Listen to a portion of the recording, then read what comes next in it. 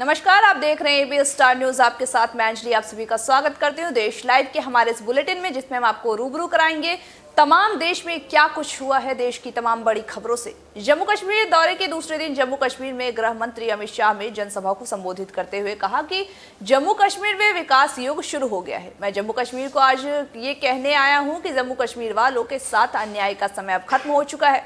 अब कोई आपके साथ अन्याय नहीं कर सकता है। अब जम्मू कश्मीर का विकास होगा और ये प्रदेश देश को आगे बढ़ाने में अपना योगदान देगा। शाह ने कहा कि 5 अगस्त 2019 को प्रधानमंत्री नरेंद्र मोदी ने ऐतिहासिक निर्णय लेते हुए अनुच्छेद 370 और 35A को खत्म कर दिया था। इससे जम्मू कश्मीर के लाखों लोगों को अपने अधिकार प्राप्त हुए थे। अब भारतीय संविधान के सभी अधिकार यहाँ के सभी लोगों को मिल रहे हैं।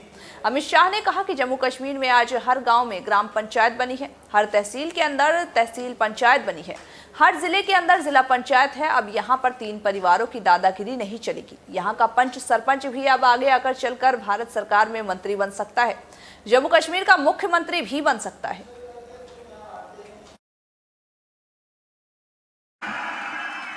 मित्रों, आज एक पवित्र दिन है, पंडित प्रेमनाथ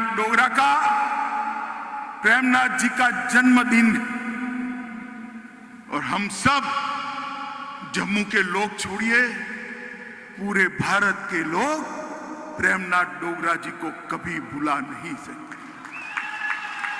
ये वो महान शख्सियत थी जिसने प्रजा परिषद की स्थापना कर श्यामा प्रसाद जी के साथ एक देश में 2 निशान, 2 विधान, 2 प्रधान नहीं चलेंगे का नारा दिया। और आज उसी दिन पर आज हम सब लोग यहां एकत्रित आए हैं, जहां पर भी प्रेमनाथ जी की आत्मा होगी, श्यामा प्रसाद जी का आत्मा जहां पर भी होगा, ऊपर से हमारे देश के प्रधानमंत्री श्री नरेंद्र मोदी को लाख लाख अभिनंदन और आशीर्वाद। मित्रों, आज मैं जम्मू में आया हूं, सबसे पहले ये कहने आया हूं कि जम्मू वालों के साथ अन्याय का समय समाप्त हो चुका है। अब कोई आपके साथ अन्याय नहीं कर सकता। सालों तक अन्याय झेला है आप, मगर कोई अब अन्याय नहीं कर सकता। विकास दोनों का साथ में होगा, कश्मीर का भी होगा, जम्मू का भी होगा। दोनों मिलकर भारत को आगे बढ़ाने के लिए एक साथ प्रयत्न करेंगे। जो विकास का युग शुरू हो रहा है, विकास के युग में खलल पहुंचाने वाले खलल डाल रहे हैं, मगर मैं आप सबको विश्वास दिलाने आया हूं, विश्वास रखिएगा। विकास के जम्मू कश्मीर में पुंछ जिले के भाटा दूरिया जंगल में तलाशी अभियान के दौरान रविवार सुबह आतंकियों ने सुरक्षा बलों पर फिर से गोलीबारी कर दी, जिसमें 3 जवान जख्मी हो गए। वहीं साथ ही जबकि पाकिस्तानी आतंकी जिया मुस्तफा मारा गया है। घायल जवानों को अस्पताल में भर्ती कराया गया। आपको बता दें कि राजौरी पुंछ जिले की सीमा पर लगे भाटू दूरिया इलाके में 14 दिन से आतंकियों की तलाश की जा रही थी। इस इलाके में आतंकियों के हमले में अब तक सेना के 9 जवान भी शहीद हो चुके हैं।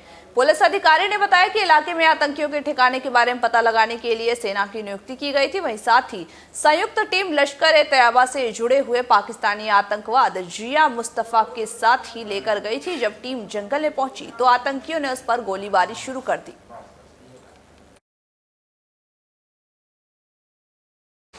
आपको बता दें कि सुप्रीम कोर्ट ने उत्तराखंड सरकार को फटकार लगाई है। उत्तराखंड सरकार की ओर से हत्या के प्रयास के मामले में सजा कम करने की चुनौती दी गई है और चुनौती देने वाले अपील दायर करने पर सुप्रीम कोर्ट ने फटकार लगाई है। कोर्ट ने अगली बार ऐसा होने पर संबंधित अधिकारियों पर जुर्माना लगाने की चेतावनी दी है। जस्टिस दिनेश माहेश्वरी और साथ ही जस्टिस विक्रम नाथ की पीठ अपील की सुनवाई करते हुए कहा कि दोषी व्यक्ति के वकील ने उत्तराखंड हाईकोर्ट में उसे दोषी ठहराए जाने के खिलाफ अपील नहीं की थी। उसने सिर्फ सजा कम करने की दलीलें दी थी। तो वहीं सरकारी वकील ने सजा में कमी करने और साथ ही उसकी प्रार्थना का विरोध नहीं किया था। शीर्ष कोर्ट ने उत्तराखंड सरकार की अपील खारिज करते हुए उसे चेतावनी दी थी कि अब यदि कोई ऐसा फिजूल अपील दायर किया गया तो अदालत इससे सख्त से सख्त कार्रवाई करेगी। मध्य प्रदेश कांग्रेस को रविवार को उस वक्त बड़ा झटका लगा जब बड़वाह के कांग्रेस विधायक सचिन बिरला बीजेपी में शामिल हो गए। मध्य प्रदेश के सीएम शिवराज सिंह चौहान की मौजूदगी में उन्होंने बड़वाह में बीजेपी की सदस्यता ली। आपको बता दें कि बिरला ने किसी को कानो कान खबर तक नहीं लगने दी। ये बड़ा कदम उठाने जा रहे हैं। वहीं साथ ही शनिवार की शाम को वे खंडवा लोकसभा क्षेत्र में कांग्रेस प्रत्याशी के समर्थन में प्रचार कर रहे हैं और साथ ही रविवार की सुबह बीजेपी का दामन थाम लिया। आपको बता दें कि 30 अक्टूबर को खंडवा लोकसभा सीट पर 3 विधानसभा सीटों के लिए उपचुनाव हो रहे हैं और इसे लेकर के कांग्रेस और बीजेपी के बीच लगातार घमासान जारी है। भारत और चीन के बीच एलएसी की निगरानी के लिए आईटीबीपी की नई बटालियन को अधिकृत करने की प्रक्रिया अपने अंतिम चरण पर है। ये जानकारी केंद्रीय मंत्री नित्यानंद राय ने रविवार को दी है।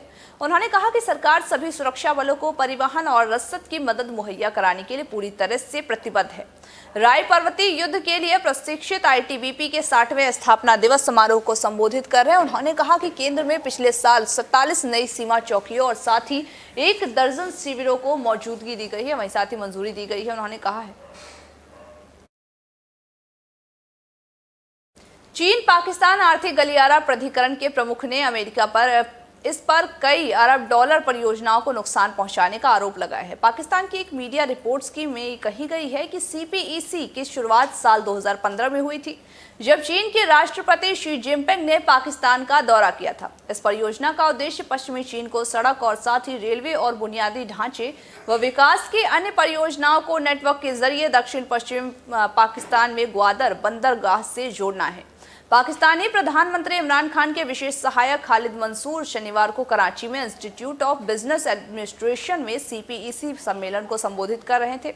यहां सीपीईसी के मुद्दे को लेकर के मंसूर ने कहा कि उभरती भू राजनीतिक स्थिति को देखते हुए एक बात स्पष्ट है कि संयुक्त राज्य अमेरिका सीपीईसी का विरोधी है और भारत भी उसका समर्थन करता है। वह एक रिपोर्ट्स के अनुसार कई पश्चिमी थिंक टैंक में सीपीईसी को एक आर्थिक जाल भी करार दिया गया है। आज के हमारे इस देश लाइव के बुलेटिन में बस इतना ही। मुझे दीजिए इजाजत और तमाम बाकी खबरों के अपडेट्स के लिए बने रहिए हमारे साथ और देखते रहिए एबी स्टार न्यूज़।